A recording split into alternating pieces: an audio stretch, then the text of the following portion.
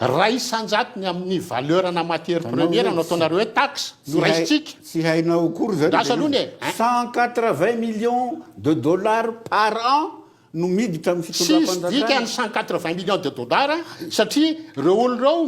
milliard dollars no azony any ivelany ampahafantariko anao zany 180 millions ve inona zany ny andikana andriamatolo olona Madagasikara nireo tsikera samihafa entiny ny ataontsika hoe société civile sy reo mponina any an-toerana zay misaotranao nametaka an'izay fanontaniana zay fa ny zava-misy zany na manaiva de zao ireo firenendehibe rehetra reo any Europa na any États-Unis reo ny nampandroson'ireo de ny fitrandrahana ny harenak'ibony tany ao aminy ohatra zao tamin'ny fotoana tamin'ny voalohany de ny hoy na lay aritany avy any io no nitrandrahana ka natao angovo natao koa lay ny solika fampiasana solika tamin'izany fotoana tsy nisy nanakasakana ny zareo fa ateorina zany dia ezahina mihitsy zany diabolisena daholy ny fitrandrahana harenak'ibony tany aty amin'ny tany mbola tsy mandroso indrindra ty Afrika de misy zany regny ONG entre guillemets saritsarina ONG reny de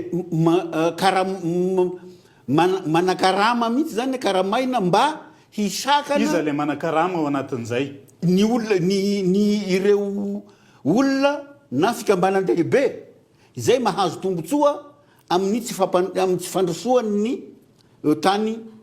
mahantra zany hoe ireo fikambana ireo consortium regny zany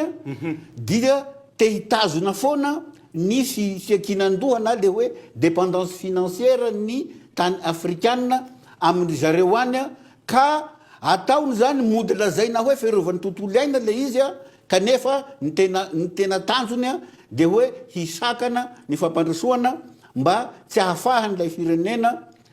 hampihena ny fiakinan-doha amin'ireo zareo ary ohatran'ny FMI malagasy salan'izao zany inona lay antony mahatonga azy ireo ataontsika hoe midénoncer an'ilay fatombana samihafa ao anatin'ilay projet raha ny fahitanao anazy satria anao zao miresaka hoe midiaboliser reo consortium lehibe zay isan'ny metynaloany nanontany mako ianao teo de antony faharoa zany de ny zavatra iainantsika am'izao nanomboka tamin'ny taona 2019 ny makaty de zay zavatra rehetra asa rehetra na asa fampandrosoana rehetra ataon'ny fitondram-panjakana na hahatsara na hita zao hita porofo fa hoe misy fiantraikany tsara amin'ny fiainam-bahoaka de tsy maintsy toheriny reo milaza azy ho mpanohitra reo satria izay zany amin'ireo hoe fanoherana tsy hoe fanoherana fotokevitra fa fisakanana resaka fampandosoana mihitsy zany io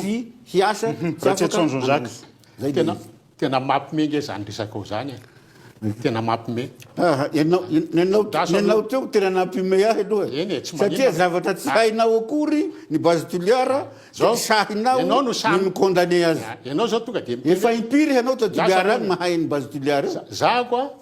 tsy tany afa tatitra no eniko zay manko lasa aloha ny tatitra solovavavahoaka ny député cité ny fa rehefa ozana hoe tsisy lana azy ny teny cité moa de andao zay fa tsy anahy zana eno cité ny any teny hanonona ka miteny za tsy maintsy miteny hoe député avy any atoerana no nanao tatitra taty amiko azonao zay ianao milaza ampitahinao amin'ny misy any États-Unis ohatra any États-Unis tompoko rehefa mitsandraka pétrole izy de tsandrahany le any ambany tany de mivoaka amin'ny pétrole de mivoaka pétrole amidy any amin'ny station d'essence zato isanjatony anazy ny atsika ny ataonareo zay mahatonga amin'ny teny manao ampimamby ianareo raha isanjatony amin'ny valerana matière première no ataonareo hoe taxe no raisitsika sy hainao akory zany lasa alohany 180 millions de dollars par an no miditra amin'ny fitondram-panjakana sy dika ny 180 millions de dollars satria reo olonireo milliard dollars no azony any ivelany ampahafantariko anao zany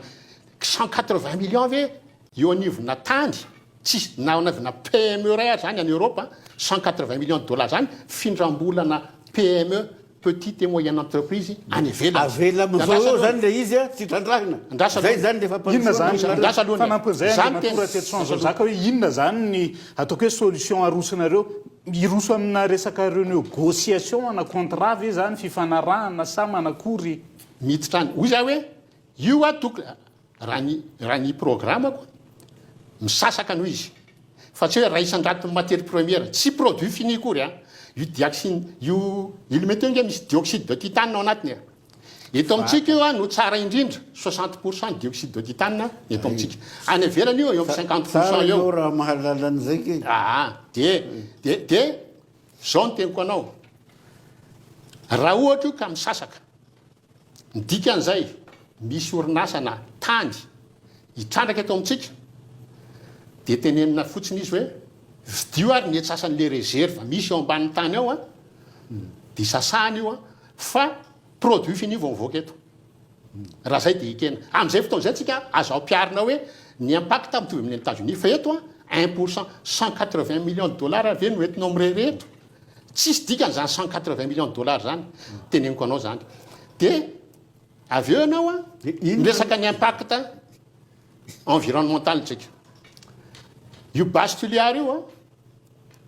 mivoaka tany amin'ny renseignement mivoaka tamin'ny gazety 500 mètres cubes à l'heure ny rano trandrahany anadiovana ny fa lilomity rano a alaina a 80 zay le grave sy le rano ampiasain'ny olona na le rano ho an'ny bi sotroiny zay le grave be satria ny natao hoe nappe phréatique tompoko réserve rano ana firenena io rehefa tsy misy tsony aty ambonin'ny tany zay anao vao mitrandraka ny any amin'ny nappe phréatique satria io nappe phréatique io a tsy vetivety ny famoronan'io an'io fa amina rivony taona io no miforona any de tonga de taperinao satria recyclé iny aveo a de miverina any ianao ane tsy fantatra akory le cahier de efa contaminé iny rehefa miverina any vakinao ve le cahier de charge aloha efa contaminé iny a miverina any satria mbola misy ny teniko io amin'ny base misy uranium koa ao a de rehefa mandeha miverina izy miaraka amin'ny uranium de lasa contaminé ny rano any